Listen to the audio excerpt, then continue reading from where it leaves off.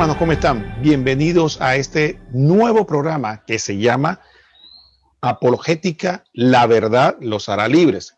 Creo que no amerita explicación. Apologética, la verdad los hará libres. Es un programa que estamos desarrollando para cada uno de ustedes, para que juntos podamos tener este viaje y transportarnos a través de la doctrina de la Iglesia fundamentada en la Biblia que nos dejó nuestro Señor Jesucristo. Y para eso estamos sus hermanos Adrián Castro, Roquel Cárdenas, que es un privilegio estar aquí con ustedes. Este es un programa que obviamente Adrián y yo no lo estamos haciendo solos, sino que gracias a Dios somos una comunidad como el Señor quiere, una alianza, ¿verdad, Adrián? eso es así, para la gloria de Dios sea. Hay una red de páginas hermanas como son Rincón de Apologética Católica, Católico Defiende tu Fe, Apologética Primera de Pedro 3.15, entre otras muchas. Eso sin contar los grupos que vamos a estar compartiendo también posteriormente este programa, como son Hermanos en la Fe Católica, Apologética Católica Martillo de Hereje, Curso de Apologética Católica. Es un sinnúmero de páginas y grupos que estamos aliados para la gloria del Señor sea, y que vamos a estar transmitiendo esta buena nueva a todas partes como así nos ha llamado el Señor. Excelente, Adrián. Y entonces, hoy tenemos un tema que definitivamente va a ser del agrado de todos ustedes. Hoy queremos hablar de la Iglesia de Cristo. Y para iniciar, Adrián, si me permite, quisiera contar una breve anécdota. Fíjate que en un barrio, que podría ser cualquier lugar, como le quieran decir, barrio, cuadra, ¿cómo se llama? Como dicen, vecindad en México, cualquier lugar de esto, había un señor que era Don Chente. Don Chente toda la vida había vivido sin Dios y sin ley. Un buen día la conciencia le empieza a remorder y dice, hoy yo tengo que buscar a Dios. Y entonces empieza a decirle a todo el mundo que él va a leer la Biblia y que él quiere buscar a Dios.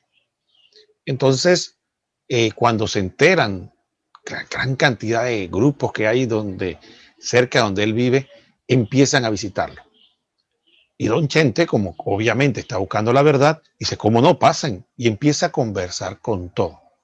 Y empiezan a visitarle diversos grupos. Usted se puede imaginar, mormones, adventistas, testigos de Jehová, pentecostales, y de entre los pentecostales que hay un montón. Y empiezan los bautistas, metodistas.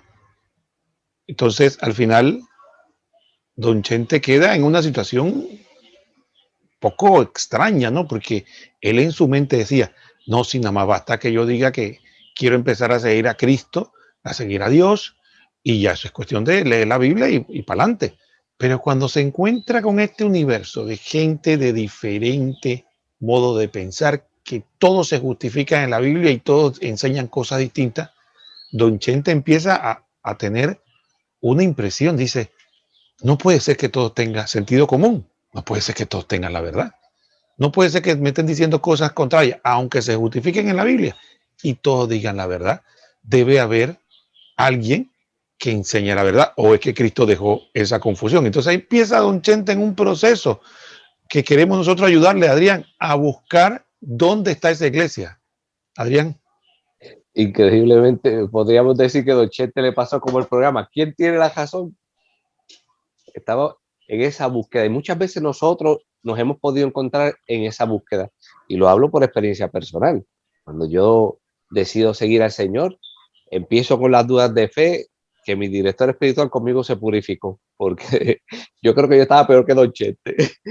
y, le, y les puedo confirmar que de alguna manera todos hemos estado en el lugar de Don Chente o hemos sido ese Don Chente. Así que si alguno de los que está viendo este programa está en la posición o ha estado en la posición de Don Chente, sepa que usted no está solo. Por algo este programa de apologética, la verdad los hará libres, se ha diseñado. ¿Para qué?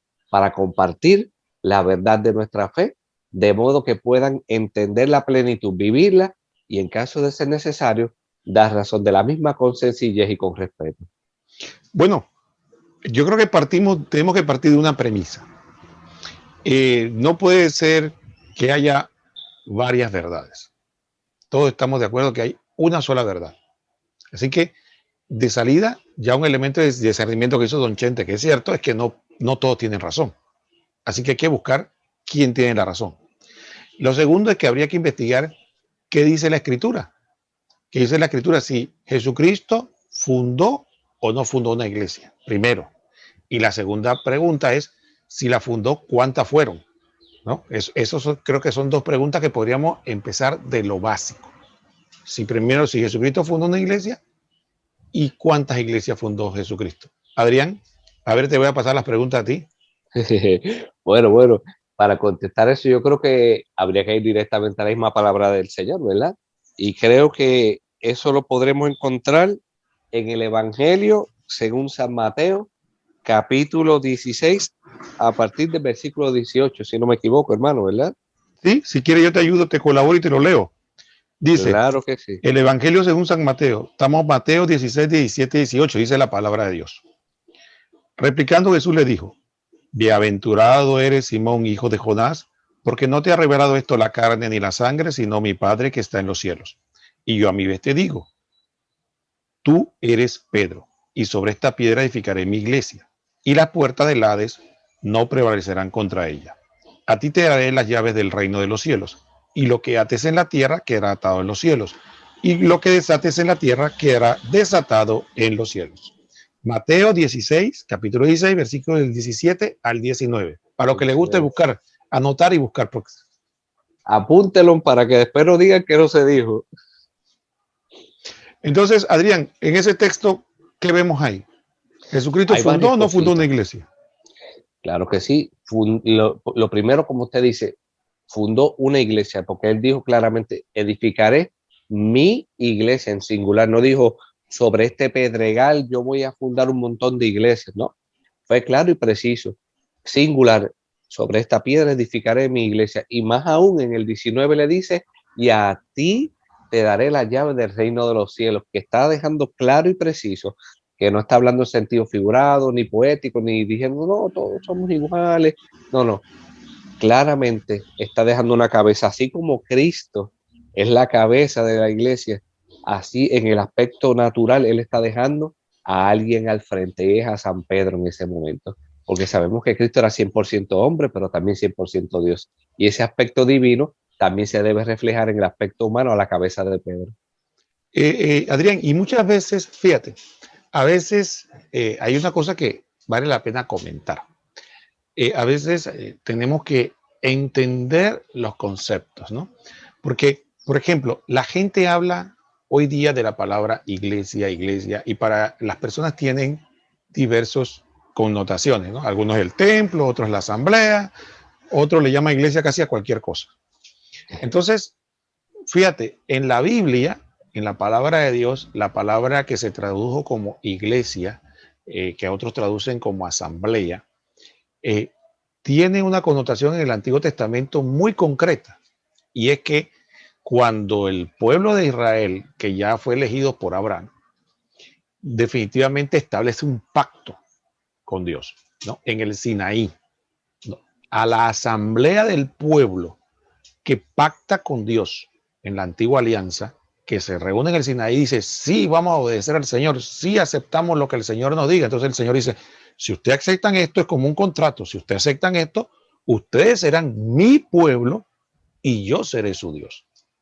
Entonces ahí inicia la asamblea o la eclesia o la iglesia del Antiguo Testamento, ¿no? Porque las personas piensan que solamente en el Nuevo, no, en el Antiguo sí hubo una asamblea de un nuevo pacto que obviamente ellos no llamaban, ellos usaban más la connotación de pueblo de Dios, ¿no? Pero era una asamblea unida que pactó con su Dios y llegaron. Entonces Jesucristo viene en el Nuevo Testamento y él dice, ahora hay un Nuevo Testamento, yo tengo que establecer un pacto con por eso en la iglesia se habla el nuevo pueblo de Dios, con un nuevo pueblo, con un nuevo grupo de personas que me aceptan. Porque fíjate, en el antiguo, Yahvé le dijo, ¿ustedes están dispuestos? ¿Me aceptan a mí como su Dios? ¿Obedecerán? Dice, sí, entonces yo voy a ser su Dios. Mira qué bueno es Dios, que hasta te pregunta permiso. Entonces acá igual, acá la pregunta es, bueno, ¿y el nuevo pueblo quién es? Bueno, el que acepta a Cristo, pues, y su reino, y lo que él dice, ¿ustedes me aceptan? Dice, sí, entonces tú eres parte de este nuevo pueblo, pero tanto en el antiguo como en el nuevo era un solo pueblo. Porque imagínate eso, Adrián, entonces cada quien, es como dices tú, me gustó esa figura, ese pedreguero ahí, que cada quien hace lo que quiere y como quiere, ¿no? Si hay un Sí, solo rey. eh, fíjate, y si miramos bien así lo que es la prefiguración de lo que es el nuevo pueblo de Dios, en ese pueblo de Israel habían 12 tribus. Sí. Pero para tú pertenecer a ese pueblo de Dios, de esas 12 tribus tenían que estar, ¿cómo se dice? Aferrados o tenían que estar sujetados a una tribu específica. Mira qué cosa, de las 12 tribus había que estar, como es decir, si no estás con esta tribu, no estás con el pueblo de Dios. Sí. Y en el nuevo pacto sucede lo mismo. En vez de 12 tribus, 12 apóstoles. Y hay que estar con la cabeza, que es Pedro en este caso. Así lo No, hace y el hay que Señor. estar, y es como que yo le digo cuando Adrián, para los que no saben, es de Puerto Rico, yo soy de Panamá. Cuando Adrián y yo conversábamos, obviamente de nuestra fe, entonces ¿qué es la pregunta que uno le hace? Oye, Adrián, ¿y tú a qué parroquia participas? Dice Adrián, yo participo a tal parroquia aquí y mi obispo es fulano y fulano, porque nosotros somos parte de un pueblo y no un pueblo informe, un pueblo que eso lo vamos a ver más adelante, pero solamente le damos esto para que veamos que lo que muchos a veces critican no es más que la estructura que Dios dio desde el Antiguo Testamento hasta hoy, como muy bien dice Adrián, igual que ocurre, que eso lo hablaremos más adelante, cómo se hacía parte del pueblo de Dios. Tú tenías que hacer la circuncisión, porque si no, no eras parte del pueblo elegido. Nosotros, ¿qué tenemos que hacer para entrar al pueblo de Dios? Tenemos que bautizarnos. Entonces, ven, queremos en este programa que vayamos poco a poco conociendo. Ahora, Adrián, ¿tú sabes qué pasa? Las cosas no son tan fáciles como tú piensas, así que no te vas a comer este pan tan sencillo, hay que maticar un poco más. Fíjate esto, Adrián. Ahora, esto que tú me estás diciendo que sí, dices sí, pero esa iglesia que aparece en la Biblia, esa es mi iglesia, fíjate.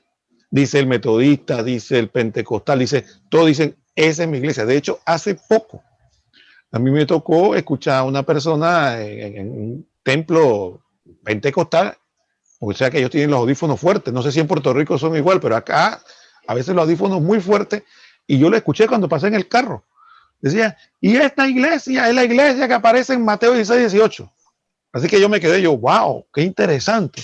Entonces, Adrián, entonces esa iglesia, ¿cuál es esa iglesia? Entonces que aparece en Mateo 16, 18. Bueno, esa iglesia, lo primero que tenemos que ver son ciertos aspectos de ese mismo texto, ¿verdad? Porque podríamos ir más adelante, pero vamos a enfocarnos en Mateo 16, 18, como usted comenta. Lo primero que vamos a ver es que esa iglesia, como dijimos ahorita, el Señor la edifica sobre alguien. O sea, tiene que tener una cabeza visible, como hablamos ahorita. Vamos a ver entonces a nivel mundial qué iglesia es la que tiene una cabeza visible independientemente de cómo esté distribuida. Iglesia católica. ¿Qué dice el Señor cuando hace la promesa? Y las puertas del infierno no prevalecerán sobre la iglesia. Porque está dejando saber que esa iglesia va a ser perseguida.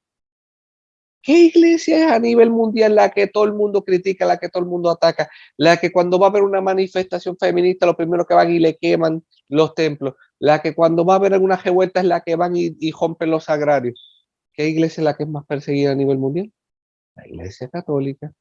Cuando el Señor habla de dar la llave de atar y desatar, ¿qué iglesia es la que a través de los tiempos es la que ha mantenido toda esa tradición apostólica? Más de 265 papas y sigue ahí llevando lo que se ha dicho desde el principio.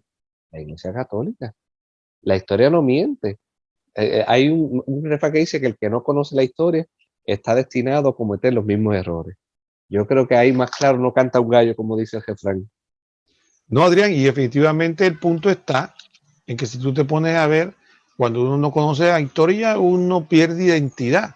Imagínate, Adrián, que tú no supieras quién es tu mamá, quién es tu papá, quién fueron tus abuelos, quiénes fueron tus hermanos, nada. Esa crisis de identidad le pasa incluso a nivel personal. O vamos allá. Sí conoces tu familia, pero no sabes de qué país vienes, ni dónde nacieron ellos, ni nada, y te lo ocultan. También viene una crisis de identidad.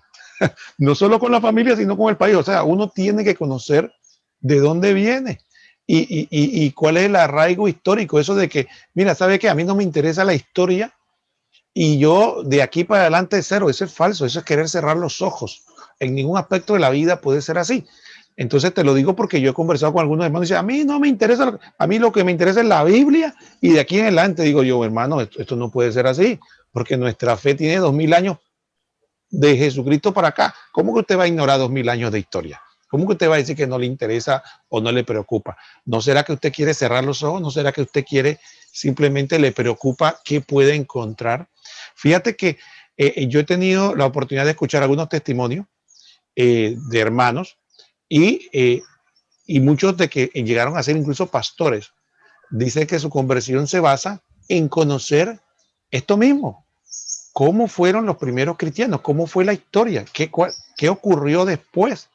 Entonces, vamos a empezar a preguntarnos. Ok, estábamos de acuerdo en que la iglesia la fundó Cristo y que es una sola iglesia. Ahora lo que estamos conversando es que nosotros decimos que es la iglesia católica y probablemente usted que me escucha aquí o me ve, dice, no, esa no es la mía.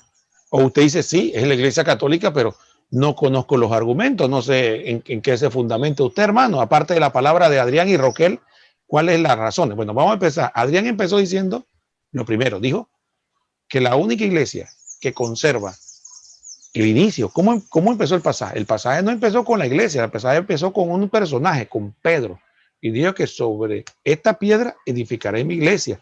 Declara a Simón piedra y le dice que sobre esta. ¿Cuál es la única iglesia que conserva al sucesor de San Pedro? Y lo decimos abiertamente y es motivo de crítica, es la iglesia católica. Ninguna otra iglesia se atreve a decir que tiene al sucesor de Pedro. Nosotros dos, porque podemos demostrarlo históricamente que tenemos una sucesión desde San Pedro hasta hoy ininterrumpida. Así que nosotros tenemos un punto ya, Adrián, un punto, por lo menos. Tenemos al sucesor de Pedro. Otro aspecto, lo que acabo de decir, la sucesión apostólica, lo que hablábamos un poco con Adrián, que Adrián decía, oye, ven acá, ¿sabes qué?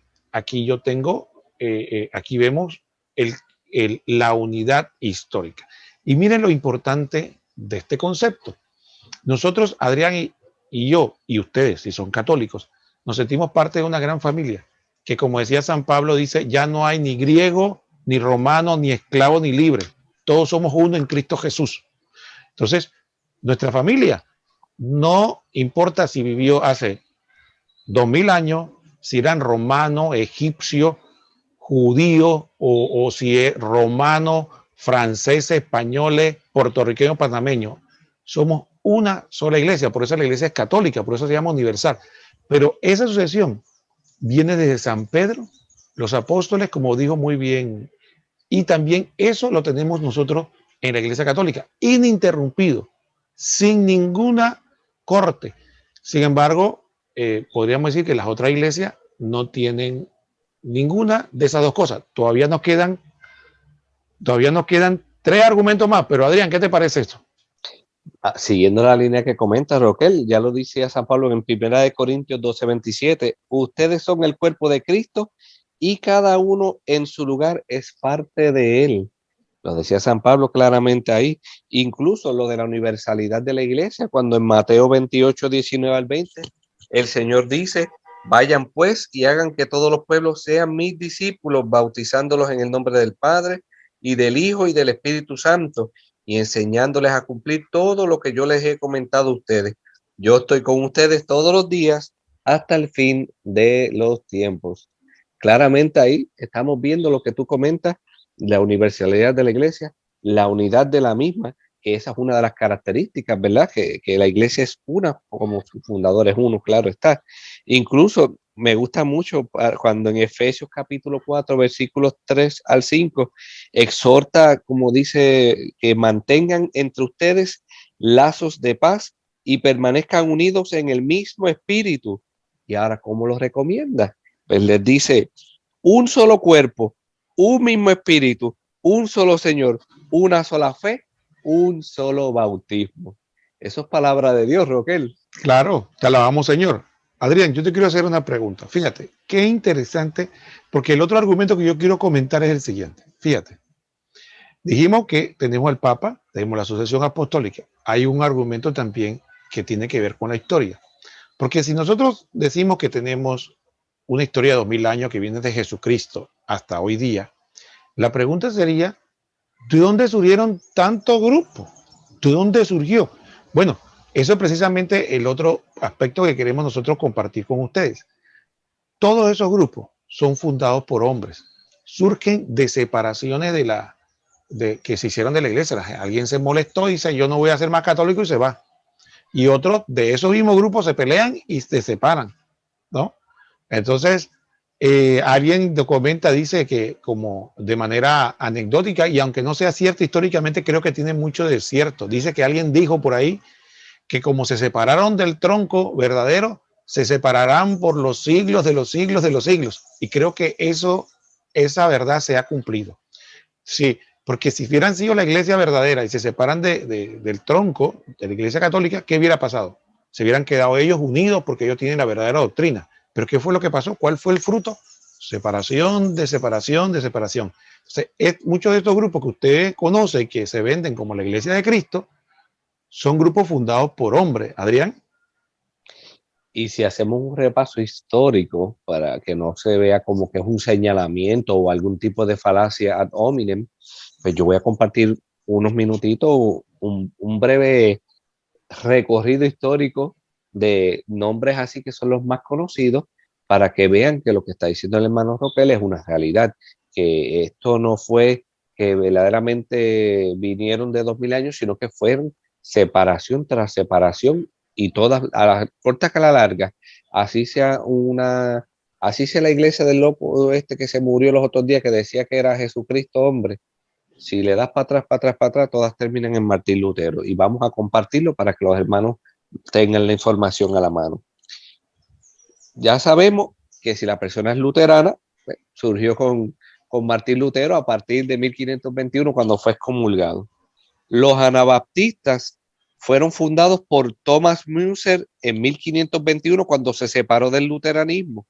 Irónicamente, el mismo año. Mira cómo son las cosas. Los anglicanos los fundó Enrique VIII en 1534 porque el Papa no le concedió el divorcio para poderse casar con Ana Bolena. Los calvinistas fueron fundados en 1536 por Juan Calvino, que enseñaba una predestinación ahí distorsionada. Los presbiterianos los fundó Juan Knox en Escocia en 1560. A los congregacionalistas lo fundó Robert Brown en 1582, que fue una rama que salieron de los puritanos, que a la vez salieron de los anglicanos. Sigue apuntando. Los bautistas se remontan al año 1609 por John Smith. Los metodistas fueron organizados por John Wesley en 1739, cuando decidió separarse de los anglicanos. A los unitarios, Teófilo Lindley lo fundó en Londres en 1774. Los episcopales, una rama de la iglesia de Inglaterra fundada por Samuel C. Berry en las colonias de Estados Unidos en 1789. Los mormones, o la iglesia de Jesucristo de los Santos de los Últimos Días, lo fundó Joseph Smith en 1830. Los adventistas los inició William Miller, un granjero americano bautista, y se organizó posteriormente hacia 1860. Y ya que estamos hablando de los adventistas, pero del séptimo día, los organizó Helen Woodwright en 1863, ramificándose de los adventistas por tantas profecías fallidas del fin del mundo. Luego viene el Ejército de Salvación o Salvation Army, que muchos conocen por ahí, fundado en Londres en 1865 por William Booth. La Nueva Era, fundada por Elena Blavatsky en 1875. La Ciencia Cristiana la funda Mary Baker en 1879. Los Testigos de Jehová, Carlos Taze Russell, que era un masón, la inicia en Pensilvania en 1879. Eso no te lo dicen.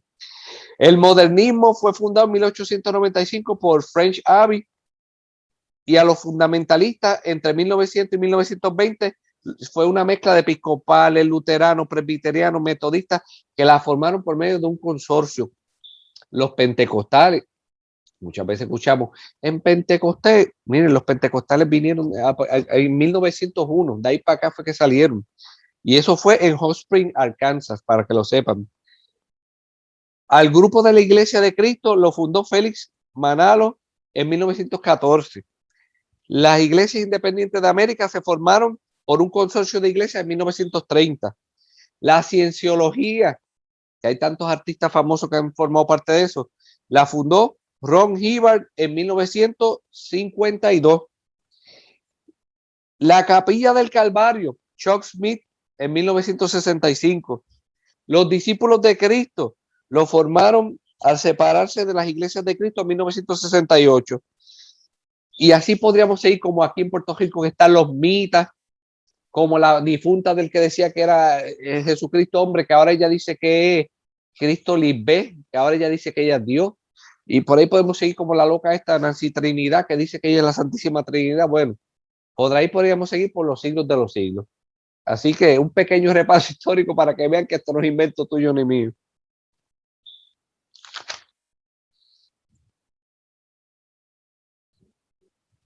Creo que el micrófono está apagado.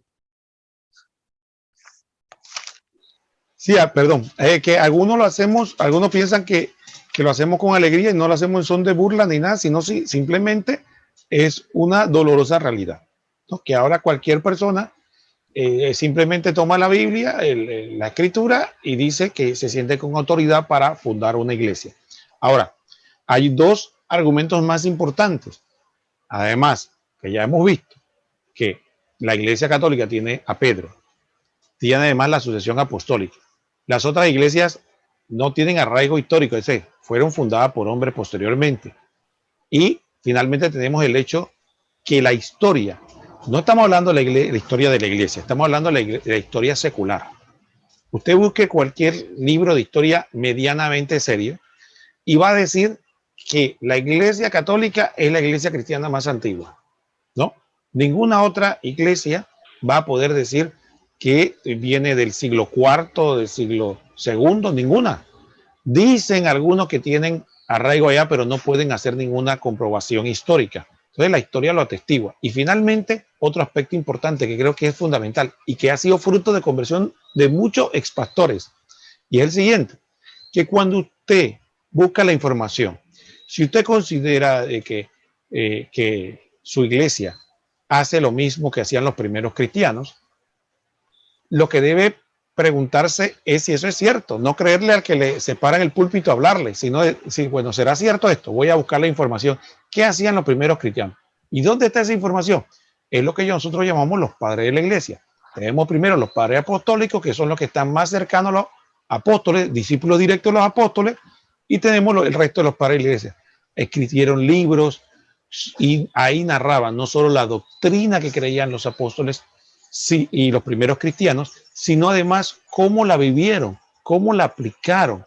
Y muchos expastores que se hicieron católicos, cuando ven eso, ¿qué encuentran? Que la misma fe que tienen los católicos hoy día, que la misma forma como muchas cosas las hacemos los católicos hoy día, era la forma como la hacían los primeros cristianos. Adrián.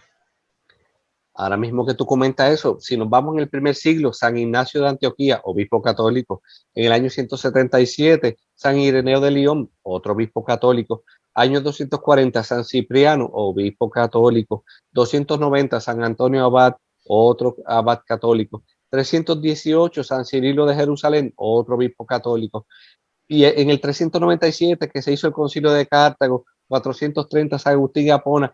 Cuando nosotros miramos, es más, podemos seguir por ahí para abajo, 710 San Adrián de Canterbury. Si miramos toda esa línea, todos y cada una de las personas que estamos mencionando desde el primer siglo de historia del cristianismo, todos eran católicos, que creían en la Eucaristía, en el Papa, en la Virgen María, en la comunión de los santos. De esta manera podemos remontarnos hasta nuestros días. Desde nuestros días hasta el tiempo de Jesucristo, y por eso es que podemos decir que la Iglesia Católica ya empezó desde el primer siglo, en el año 33, cuando Cristo dio esa autoridad. No, y por supuesto, Adrián, con estos nombres que tú has mencionado, recuerdo una vez tú te acuerdas, tal vez los más jóvenes no se acuerdan, porque tú te acuerdas de el famoso Código Da Vinci de Dan Brown. Cuando Dan Brown escribe ese libro, libro de ficción, donde él dice que básicamente a nosotros nos ha engañado todo este tiempo y que la gente cambió la escritura para adaptar, y era un libro de ficción, y Dan Brown ni siquiera era una autoridad en historia, era simplemente un novelista que después le encontraron no sé cuántos errores históricos en sus libros. Pero el punto no es ese. El punto que yo quiero destacar es el siguiente. Cuando muchos de estos grupos no católicos recibieron el ataque de Dan Brown, porque era un ataque contra la fe cristiana, al final de cuentas, cuando ellos trataron de defenderse no podían. ¿Por qué? Porque lo que Dan Brown estaba narrando era de los primeros siglos. Y como ellos no tienen arraigo en esos primeros siglos, o simplemente lo ignoran, o dicen que eso no tiene importancia, y Dan Brown hizo un ataque directo y dijo que toda la escritura había sido falseada. Entonces, cuando estos hermanos no católicos, lo recuerdo perfectamente bien, tuvieron que admitir que las Sagradas Escrituras fueron hechas en el siglo IV por un papa católico en un concilio a regañadientes, porque no tenían otra forma de poder justificar cómo se reunió los textos bíblicos. Entonces, eso es solamente una prueba. Cuando, por ejemplo, surgen cosas como esta, Adrián, otra cosa, el famoso evangelio de Judas, y hay por ahí gente que quiere sacar como que hay evangelios que la iglesia ha ocultado. Quedan en evidencia no solo la ignorancia, sino la falta de arraigo cuando se dan cuenta que uno le muestra de que, oye, yo nunca lo compré porque nunca me interesó, pero en la BAC, por ejemplo, había una edición completa de los libros apócrifos del Antiguo y del Nuevo Testamento, donde aparecen todos esos libros que supuestamente menciona que la iglesia que va a ocultar. Lo que sí estamos de acuerdo es que nosotros como iglesia no los consideramos inspirados.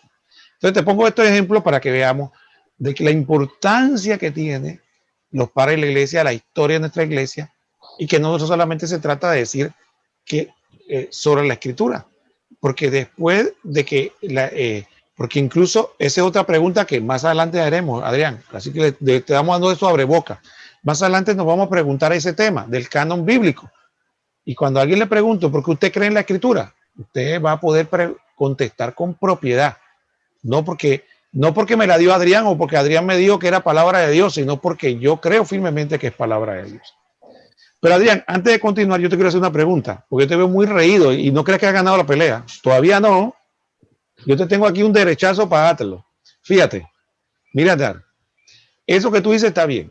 Jesucristo fundó una iglesia y Jesucristo fundó una iglesia en los primeros, y la iglesia fue una iglesia, y los primeros cristianos fueron perseguidos, y esos son nuestros hermanos que fueron perseguidos. Pero ¿qué pasa? Hubo un emperador astuto políticamente que se llamó Constantino, y él se dio cuenta de que no podía con los cristianos.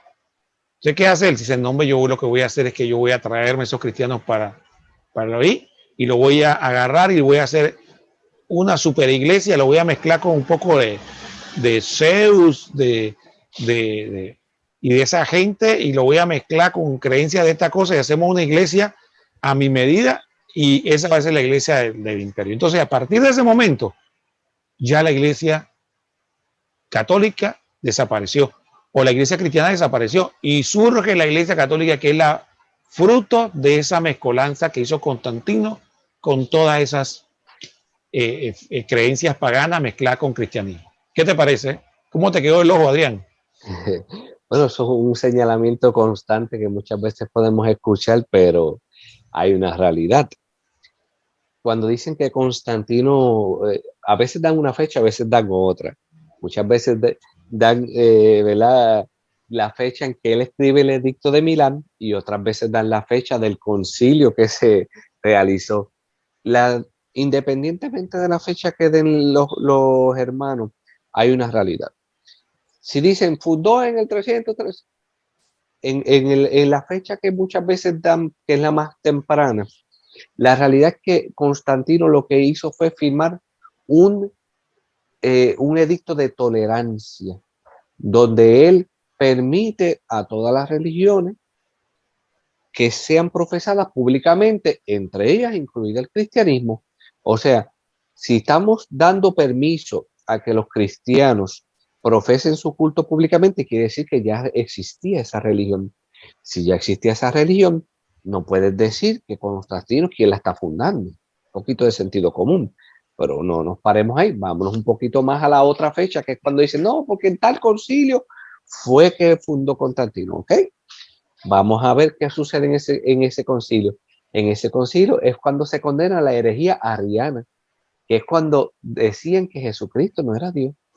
Entonces, la iglesia, con la autoridad de Dios dada al Papa, decreta que Jesús sí es Dios y que el arrianismo es una herejía. Entonces, ¿cómo puede ser posible que así como si fuese en polvo, tú echas polvo agua y ya salió una iglesia todo montada con jerarquía de ahora para ahora?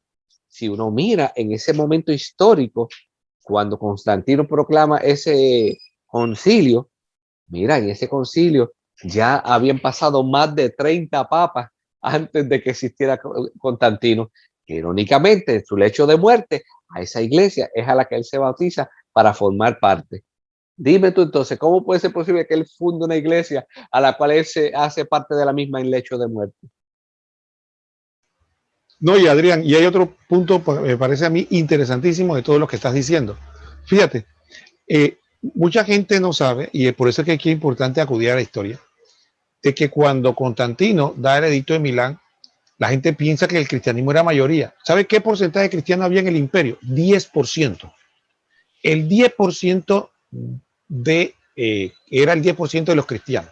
Eso significa que había un 90% pagano. Entonces, cuando él da el edicto de Milán y da libertad, ¿no? ¿Cuál era la única iglesia perseguida en ese momento? Era la iglesia cristiana, la iglesia católica. Por lo tanto, era la que obviamente recibió el beneficio, porque era la única perseguida. Pero había un 90% de paganos en el imperio y el 10%. Entonces, ¿qué significa? Que no es que Constantino estaba muy preocupado. Es como cuando, Adrián, imagínate tú en Puerto Rico, pues, que haya un culto religioso que tenga el 10% de la población.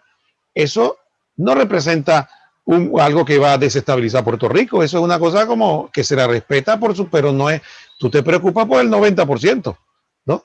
Entonces, eso de que Constantino estaba preocupado porque los cristianos, qué sé yo, o que él necesitaba a los cristianos para que sostuvieran su imperio, no.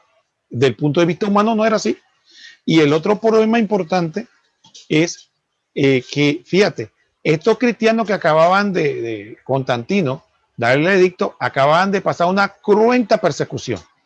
Ahora resulta ser que esa gente estaba dispuesta a morir por Cristo bajo cualquier circunstancia y van a dejarse convencer de buena primera por Constantino a decir, ven acá, ¿sabes qué? Olvídate de lo que tú creíste y vamos a hacer una nueva iglesia. Y ellos iban a decir, ¿cómo no? Vamos, Constantino. Bajo ninguna circunstancia ellos estaban dispuestos a dar la vida con tal de defender las verdades de Cristo, de no someterse. Y finalmente hay otro punto importante, Adrián. Todo lo que estamos hablando es histórico. Qué curioso, Adrián y distinguidos hermanos. Fíjese, usted no me diga a mí que yo tengo que bailar el son que usted me toca. Cuando a usted le conviene, usted me dice solo la Biblia. No me digas, ¿dónde está esto en la Biblia? ¿Dónde está esto en la Biblia? ¿Dónde está esto en la Biblia? ¿No? Y cuando a ti te conviene, dice, mira, ve, aquí está un argumento histórico, ve, para que te lo tragues. Entonces, cuando a ti te conviene usar la historia, cuando no te conviene, ahora yo voy a hacerlo al revés, pues, ¿qué te parece? Bueno, ya hablamos de la historia, pero yo quiero que tú me digas dónde en la Biblia tú puedes demostrar que Constantino paganizó la iglesia, ¿no? O dónde en la Biblia dice, Jesucristo profetizó, dijo, en un momento de la historia mi iglesia va a ser destruida y va a ser corrida, y después de las cenizas va a surgir un nuevo pueblo de Dios. ¿Dónde dice Jesucristo profetiza eso? Pues? ¿O alguien lo profetiza? ¿Dónde está eso en la Biblia? Al contrario, Adrián, yo lo que encuentro textos en la Biblia donde dice Jesucristo que su iglesia va a ser sólida y que nadie la va a poder destruir. Fíjate, dos textos te voy a compartir. Uno, Mateo 16, 18.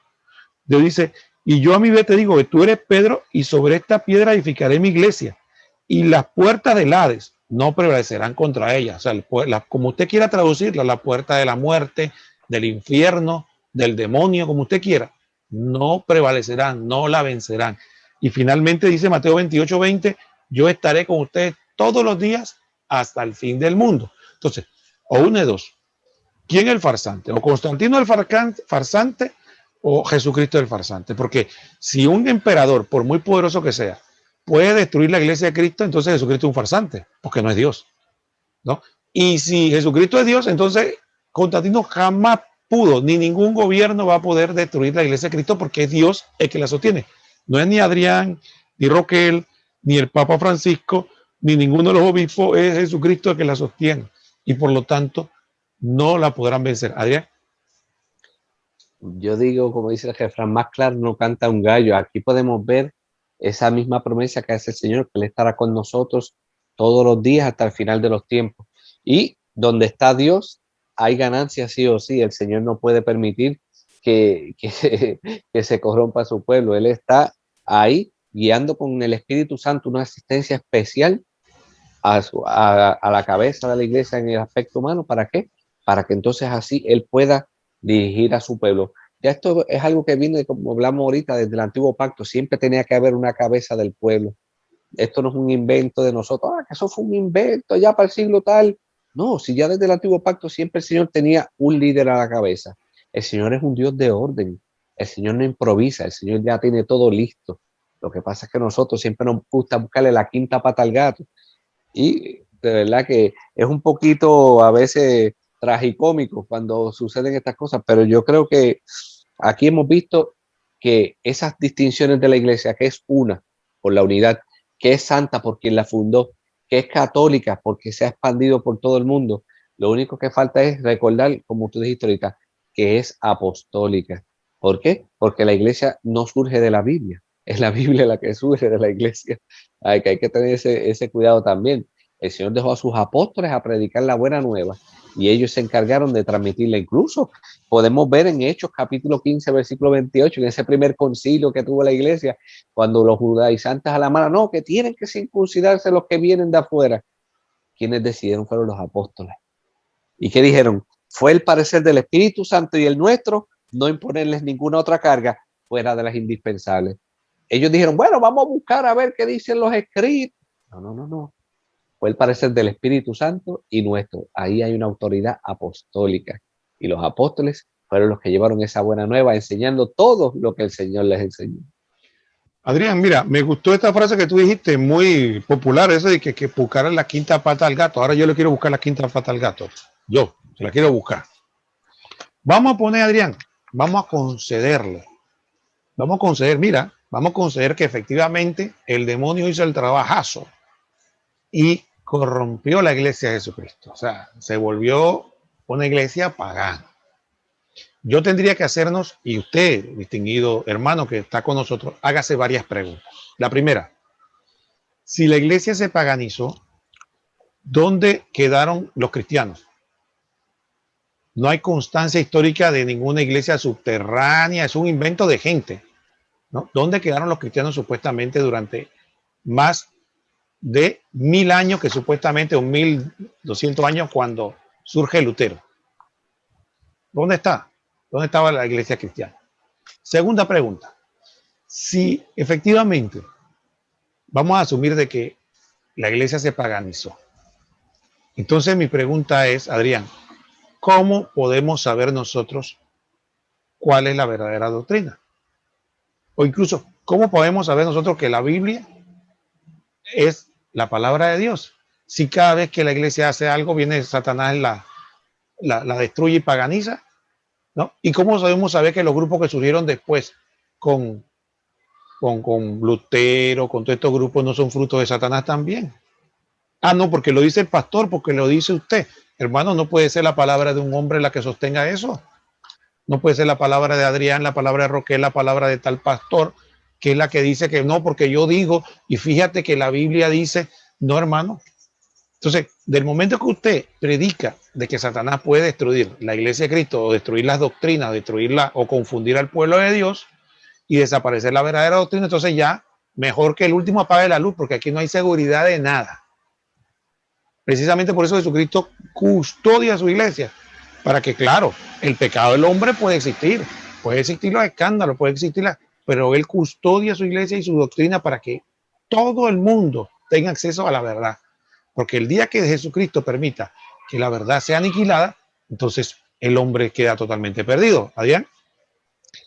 Así mismo, hermano, como usted comenta, si nosotros verdaderamente diéramos ese codo a torcer aceptando eso que usted comenta, pues sencillamente no hay garantía de nada, porque entonces lo básico, la Sagrada Escritura, la Biblia, entonces si la iglesia fue pervertida, que irónicamente a finales del siglo IV y comienzo del siglo V es que se decreta cuáles son los libros que van a completar las Sagradas Escrituras, pues entonces si la iglesia católica estaba corrompida y la iglesia católica hace una compilación de libros corrompida, pues entonces todas las denominaciones no cristianas del mundo, digo no católicas, tendrían que reunirse todos ellos, buscar todos los libros y ellos hacer el canon. Entonces, ¿qué libros van a escoger? ¿Con qué autoridad los van a escoger? ¿Cómo van a saber qué específicamente esos son? Si lo que siempre han querido es lo que ya la iglesia estableció y si hubiese estado corrompida, pues entonces la enseñanza, como usted dice, apaga y vámonos. Adrián, yo te quiero hacer una pregunta. Mira, fíjate lo que tú estás hablando de todo esto. Y fíjate que yo una vez escuché de aquí de Panamá un hermano, ex pastor, que dio su testimonio. Y una de las cosas que él dijo en su testimonio que me llamó la atención, dice que cuando él era pastor protestante, a él le dieron un libro que se llama Manual de Fundar Iglesias. Yo me quedé, wow, está interesante. Y entonces él decía que en su comunidad la gente hablaba así: yo fundé esta iglesia, yo fundé esta iglesia. Entonces era como un orgullo. Y entonces, y aunque ellos tenían claro el hecho de que ellos fundaban iglesia en nombre de Jesucristo, mi pregunta es, Adrián, Jesucristo, tú que has buscado la Biblia, has encontrado que Jesucristo le dio autoridad a alguien a fundar iglesia en su nombre. Él le dio esa autoridad a alguien. No, él solamente dice, sobre esta piedra edificaré mi iglesia. Volvemos a lo mismo, es como un espiral sin final. Él fundó una sola iglesia, él no dijo, vayan y hagan Biblias o vayan y hagan iglesias, no. Él dijo, vayan y hagan discípulos a todas las naciones. Ya hay una iglesia fundada, solamente se hacen discípulos de esa iglesia. Es imposible tú comenzar de ser una iglesia y decir, esta es la iglesia de Cristo, porque entonces volvemos a lo mismo. El trasfondo histórico que compartió ahorita de más de 20 denominaciones no católicas son instituciones de hombres, no son instituciones de aspecto divino. Sencillamente parten del resentimiento, de la división, y sabemos que la división no proviene de Dios. No, y Adrián, y fíjate una cosa, nosotros no es que estamos en contra, gracias a Dios, Adrián y yo vivimos en países democráticos, hay libertad de culto. Entonces nadie dice, usted quiere fundar una iglesia, fúndela. Lo que usted no puede hacer es fundar una iglesia así, esta es la iglesia de Cristo, pero ¿de dónde usted sacó ese permiso? Usted puede fundar una iglesia, Adrián funda una iglesia, dice, esta es la iglesia de Adrián, y estos son los preceptos, y esta es lo que vamos a ir. Bueno, perfecto, ese es su derecho, pues, ¿no? Esa es la iglesia de Adrián, o usted quiere fundar la iglesia de Zeus, o la iglesia de Afrodita. Hasta la del espagueti volador hicieron por ahí. Entonces, eso es lo que usted tiene que hacer. Pero no, lo que nosotros estamos cuestionando no es que usted puede fundar una iglesia y después dice, esta es la iglesia de Cristo. Y no confunda esto con las comunidades, ¿no? Nosotros, en cada país, nosotros tenemos lo que llamamos nosotros iglesias locales, que le quitamos la palabra local por no hacerlo largo, pero son comunidades que forman parte de una unidad, que es la Iglesia Católica, que veremos más adelante, porque decimos que pertenecemos a una unidad diferente a la otra, que esta dice, Adrián funda una iglesia, ¿no? Y él le da su estatuto, le da su forma de culto, le dice cuál es la doctrina, y él le da todo, y al final dice, bueno, pero esta es la iglesia verdadera de Cristo, sin ningún arraigo histórico ni nada. Y lamentablemente muchas personas sin mucho conocimiento, entonces quedan ahí prendados creyendo que están siguiendo verdaderamente a Cristo. Entonces, eso nosotros no podemos estar de acuerdo y no lo podemos aceptar. Por eso le estamos llamando la atención para que esté atento y no se engañar, por ejemplo, ya con la lista que Adrián nos dio así muy por encima, de grupos que se llaman Iglesia de Cristo y hablan en nombre de Cristo sin ninguna autoridad. Ahora, Adrián, tú empezaste hablando de la unidad y me gustó eso porque estábamos en ese tema de la unidad, porque lo que sigue, lo que la pregunta que sería es esa. ¿Jesucristo quería que hubiera una sola iglesia? ¿O Jesucristo quería o que hubiera unidad? ¿O Jesucristo quería, le gustaba? No, hombre, a mí me gusta la variedad. Porque hay gente que puede decir eso. No, a Cristo le encantaba la variedad y por él está feliz de que aquí haya más de 40,000 grupos diferentes. ¿Qué es lo que sabemos nosotros de Jesucristo al respecto? Bueno, si vamos a la misma palabra del Señor, Cristo mismo hablando, vamos a ver cómo el mismo Señor dice que todos sean uno, como tú y yo, Señor, somos uno, para que el mundo crea que tú me has enviado. Eso es palabra del Señor. Gloria a ti, Señor Jesús. Es Cristo el que está hablando. Yo no estoy diciendo, no, que yo en nombre de Jesús, no. Es Cristo que está diciendo, Señor, que sean uno, como tú y yo somos uno. ¿Para qué? Para que el mundo crea. Entonces, si vamos a estar como el pejo y el gato, todo el mundo separado, cada quien por su lado, jalando para su esquina, ¿tú crees que el mundo va a creer que verdaderamente Jesucristo es el Mesías que fue enviado y que es el verdadero y único Dios? Yo creo que no. No, entonces, Adrián, fíjate una cosa interesante. Si Jesucristo quiere la unidad, la pregunta es, ¿de dónde vienen las divisiones? Por eso la Iglesia Católica dice o enseña que las divisiones son un escándalo. La división es algo de lo que debemos alegrarnos. Y me voy a permitir a leer el Catecismo de la Iglesia Católica en el numeral 817. Miren lo que dice el Catecismo. Donde hay pecados, allá hay desunión, cismas, herejías, discusiones. Pero donde hay virtud, allá hay unión, de donde resulta que todos los creyentes tienen un solo corazón y una sola alma. Aquí el Catecismo está citando a Orígenes. Entonces, fíjate lo interesante de esto. Entonces, las divisiones no son fruto del Espíritu Santo. No, esto, porque eso hasta yo lo escuché. Una persona me dijo una vez a mí, no, lo que pasa es que el Espíritu Santo produce todos estos grupos para que cada quien escoja el que más le guste y siga a Cristo como mejor le parezca. Yo, vaya, qué cosa, ¿no? Qué interpretación más interesante. No, Jesucristo lo que quiso es la unidad de nosotros como iglesia. Y hay un elemento aquí muy importante, Adrián, y es lo siguiente. La unidad, y tú lo dijiste cuando leíste el texto, para que la gente crea, para que el pueblo crea. Mira, te voy a contar una anécdota de un misionero.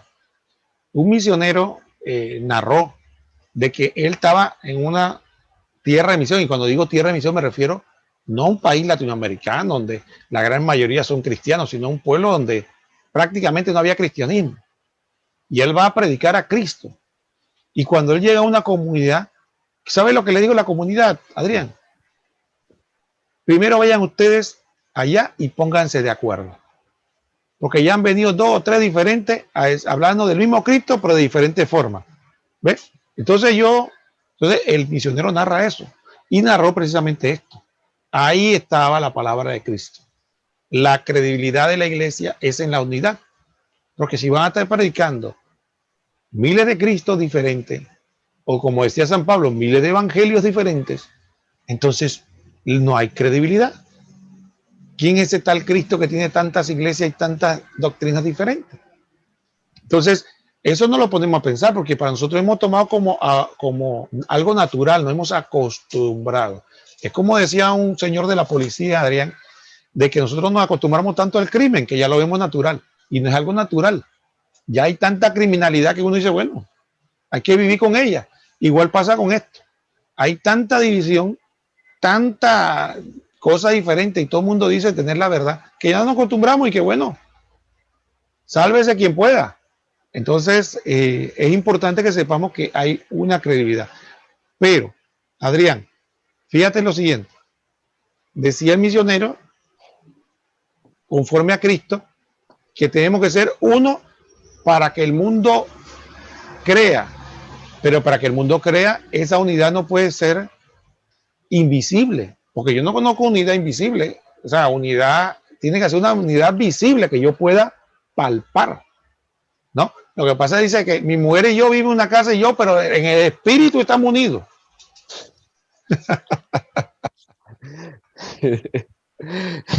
Definitivamente tiene que ser visible, porque entonces no hace sentido decir que la iglesia es invisible, porque si el mismo Cristo dice que sean uno para que el mundo crea, ¿cómo diatre va a ser invisible? Para que el mundo crea, el mundo tiene que ver y en consecuencia tiene que ser visible.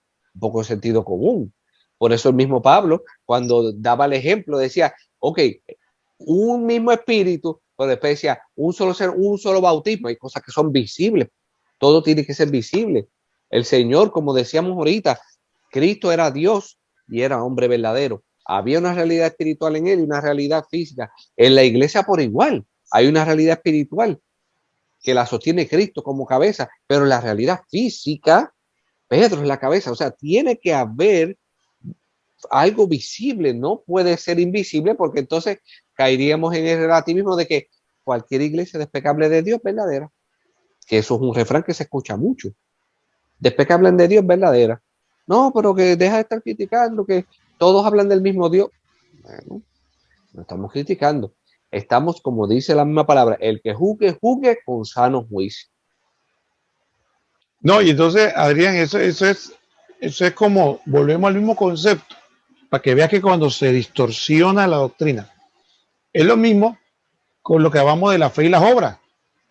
Si una fe tiene que ser visible a través de las obras. No es que las obras están por encima de la fe, pero la fe se manifiesta en las obras. Entonces dice el uno, oye, yo te amo mucho, pero no hago nada por ti, ni te ayudo, ni me importa nada, pero yo te amo. Entonces, como que ese amor está un poco extraño, ¿no? Es como el novio que dice que ama mucho a la novia, pero nunca la va a ver. Entonces dice, oye, pero sí, está bien, me ama, pero como que está un poco raro este amor. Entonces, volvemos al tema. Tiene que ser visible. Tiene que ser visible para que el mundo vea que nos amamos, para que el mundo vea que tenemos unidad, para que, como dices tú, para que el mundo vea a través de nosotros el espíritu. Porque imagínate, Adrián, que tú dices que tú tienes el espíritu de Cristo y tú actúas como te da la gana. Entonces dice uno, oye, ven acá. Entonces, como que hasta el que es pagano dice, ven acá, como que esto no me suena, ¿no? Porque tú dices que sí a Cristo, pero tú en tus actuaciones tu cuerpo no dice eso. Tú dices que tu espíritu dice una cosa, pero tu cuerpo no dice lo mismo. Entonces, yo quisiera compartir contigo básicamente para ver, son cuatro conceptos muy concretos que nosotros consideramos que tiene que ser unidad visible de la iglesia. Debe ser, fíjate Adrián, debe tener unidad en la autoridad, ¿no? Para que haya un solo rebaño y un solo pastor. Tiene que tener unidad en la doctrina, porque no puede ser que haya unidad y cada uno cree lo que le parece. Tiene que haber unidad en el culto, para que todos adoremos unánimemente de la misma forma a un mismo Dios, a un mismo Señor. Y también tiene que dar unidad en los medios de salvación.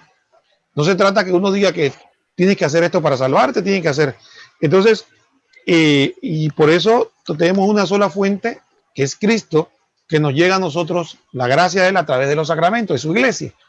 Entonces, decíamos que tiene que tener unidad, teníamos que tener unidad en la autoridad, unidad en la doctrina, unidad en el culto y unidad en los medios de salvación.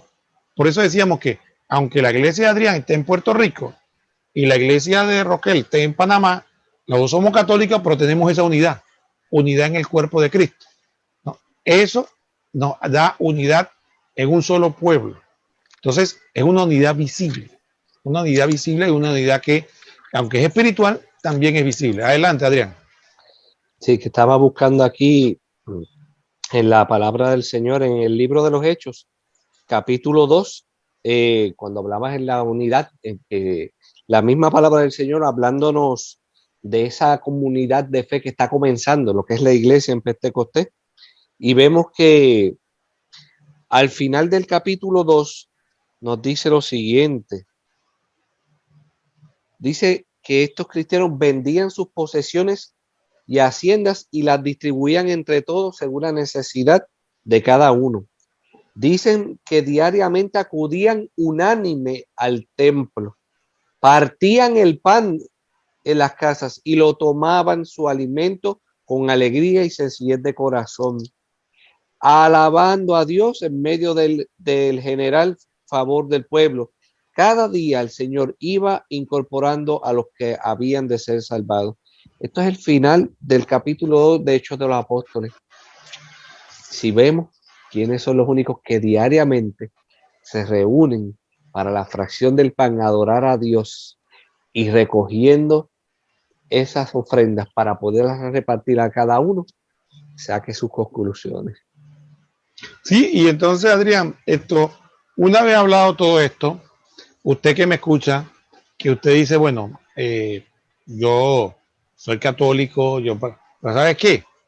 En mi casa, en mi trabajo, cuando voy en el autobús, no dejan de importunarme, no dejan de estar diciéndome, hombre, has conocido a Jesucristo como tu Señor y Salvador personal, acéptalo y ven conmigo a mi iglesia, que allá sí se enseña la Biblia, allá sí alabamos y adoramos, vente conmigo. Entonces, Adrián, ¿cuál debería ser la actitud del católico frente a eso? Bueno, lo primero que el católico, ¿verdad?, tiene que tomar en consideración y que puede comunicarlo en el amor del Señor, es que el sentir bonito no es sinónimo de estar en la verdad. Tenemos que empezar por ahí, porque a Dios no se le sigue por sentimiento, a Dios se le sigue por convencimiento. Eso es lo primero. Así que no, que aquí sí se siente la unción y el poder. Ojo, cuidado, porque la misma palabra enseña que el maligno hace milagros y van y engaña a los que son débiles en la fe. Entonces tenemos que ser muy cuidadosos, como dice el Señor, seamos mansos como paloma, pero astutos como serpiente. No, y entonces fíjate, yo reforzaría muy bien estas palabras que ha dicho con mucha sabiduría sobre en un texto de Tito capítulo 3 versículos 10 y siguiente. Dice el texto, al sectario, después de una y otra amonestación, rehúyele. Ya sabemos que ese está pervertido y peca condenado por su propia sentencia. Entonces, ya San Pablo estaba hablando con toda claridad de que las personas que trataban de sacarte de la doctrina de Cristo, tenía que, no que te pelees con él, pero ya lo que tienes que decirle después que le has dicho, dice San Pablo, le dice una vez, no, yo no me quiero ir, no, yo me quiero quedar siendo católico, insiste, dice, venga, ¿sabe qué? Rehúyele ya, no hables con él, dime, yo no quiero hablar más de este tema contigo porque porque ya realmente tú quieres mantener tu extravío. Adelante, Adrián. Yo creo que, como dice el refrán, más claro no canta un gallo, Roquel. Aquí hemos hablado por la historia, por la misma palabra de Dios, por los escritos de los padres apostólicos. Hemos traído anécdotas, quizás algunos estilos jocosos, pero la realidad es una, y es que Cristo, así como es un solo Dios, una sola es su iglesia y una sola es su cabeza, el pueblo tiene que mantener la unidad, y eso solamente se encuentra en la Iglesia Universal, que es la Iglesia Católica, Apostólica y Romana. Yo quiero cerrar el programa diciéndole que recordemos lo que dice San Pablo, que debemos mantenernos firmes, lo que dice Timoteo 3:15, mantenernos firmes en la iglesia de Cristo, la iglesia de Dios vivo, que es columna y fundamento de la verdad. Entonces, nosotros sabemos que la iglesia tiene que ser columna, es que sostiene y fundamento lo que nos mantiene firmes. Recordemos la casa sobre la roca.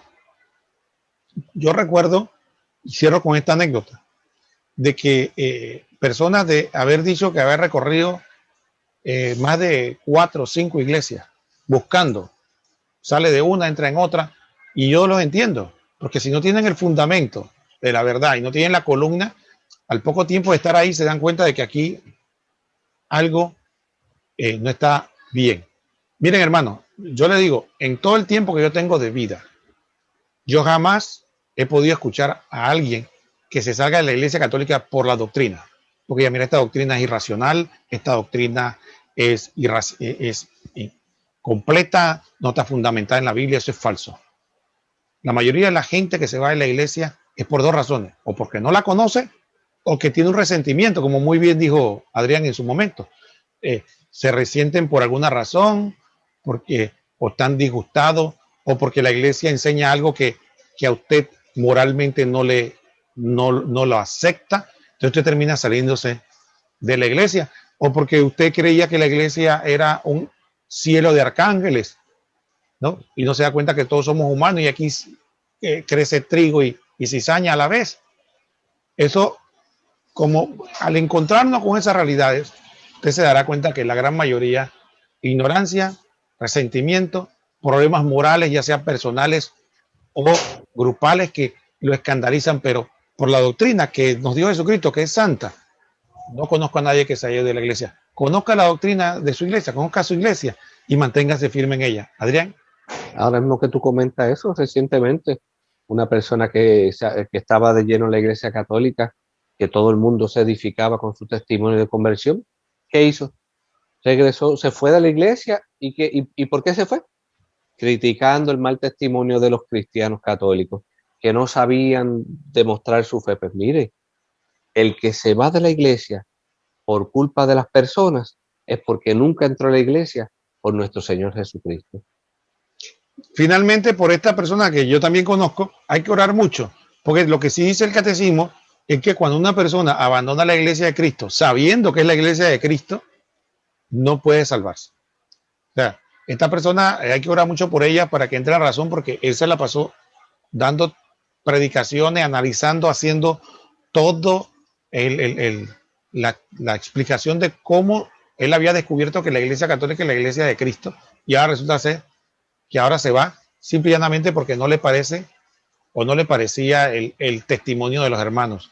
Tenga cuidado porque la iglesia, Jesucristo nunca dijo que la iglesia iba a ser impecable, es decir, que no iba a haber pecados.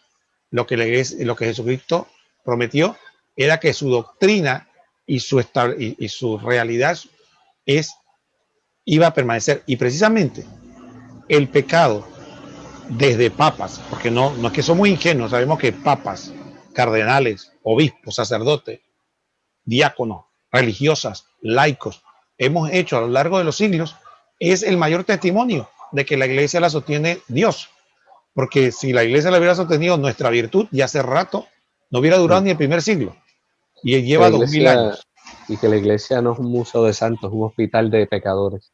Porque claramente se decía que el médico no es para el que está sano, sino para el que está enfermo. Así que, hermanos, yo sé que vivimos un momento de confusión, vivimos un momento de mucha duros, donde la iglesia está siendo atacada desde adentro, desde afuera, gente que está dando un mal testimonio, porque yo creo que el mayor ataque que se le da hacia la iglesia muchas veces no es lo que se dice de ella, sino lo que vivimos nosotros, ¿no? El pecado que podamos nosotros traerle a ella está siendo atacado fuertemente, pero mantengámonos firmes. Recordemos que, como dice muy bien Adrián, nosotros no estamos aquí para seguir a hombres, sino seguir a nuestro Señor Jesucristo. Y mantenernos firmes en la iglesia. Mantenernos firmes en la iglesia sabiendo de que estamos en el camino correcto, independientemente de que tenemos que lidiar con la cizaña, como no muy bien nos dice el Evangelio.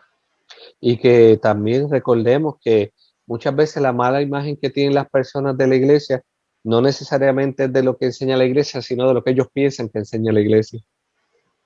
Exactamente. Muy bien, distinguidos hermanos, ha sido un verdadero privilegio estar con ustedes en este primer programa de Apologética, la verdad los hará libre. Y agradecemos a todas las personas, Adrián, que participaron en la encuesta, que nos ayudaron a elegir el programa. Miren, esta es una anécdota final. Este programa, el nombre fue elegido por ustedes. Se hizo una encuesta con diferentes personas y hubo bastante acogida. Y bueno, al final, este nombre que eligieron ustedes es el nombre que tiene el programa. Adrián. agradecido verdaderamente porque se compartió por las diferentes plataformas y hubo más de 120 votos, que nombres habido y por haber, una cosa insólita, pero al final hubo ventaja decisiva sobre el nombre para que el programa fuera apologética, la verdad los hará libre, así que esperamos que el contenido sea de bendición para todos.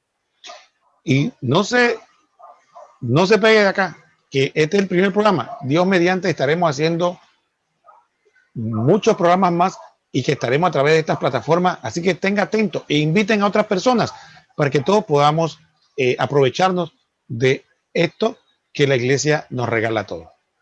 Que el Señor los bendiga a todos.